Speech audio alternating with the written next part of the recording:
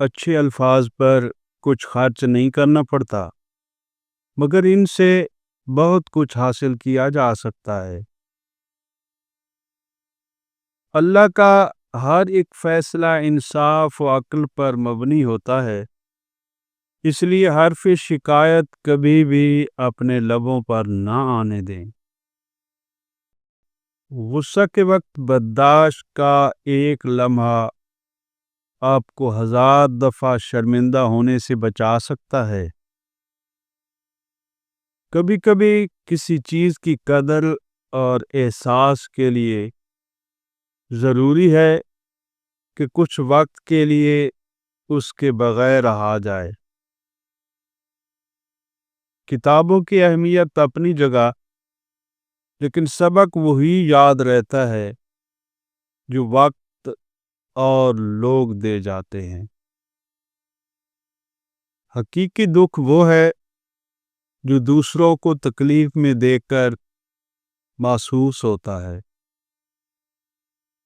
چھوٹے بن کر رہو گے تو کئی رحمتیں سمیٹو گے، کیونکہ بڑا ہونے پر تو حقیقی ماں باپ بھی گود سے اتار دیا کرتے ہیں۔ زندگی یہ تو نہیں، بلکہ ایک آہ ہے جو واہ میں لپیٹ کر دی گئی ہے۔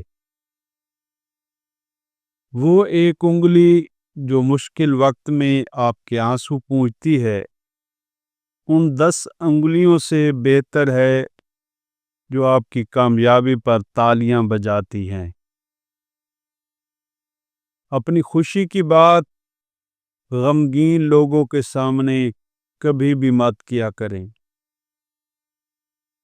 رزق کی تنگی آ جائے اور کوئی راستہ بھی نہ سوجھے تو یہ 3 کام فوراً شروع کر دیں۔ نمبر 1، سچے دل کے ساتھ توبہ طائب ہوں۔ نمبر 2، اللہ کا شکر کرنا بڑھا دیں۔ نمبر 3، اپنے پاس کچھ نہ ہونے کا شکوہ نہ کریں، بلکہ صبر کا دامن تھام لیں۔ ان 3 کاموں کے کرنے سے آپ پر رزق کے دروازے کھول دیے جائیں گے انشاءاللہ العزیز۔ دوسروں کو اچھی بات بتانا صدقہ ہے۔ دوستو، سدا خوش رہیں۔ اللہ حافظ۔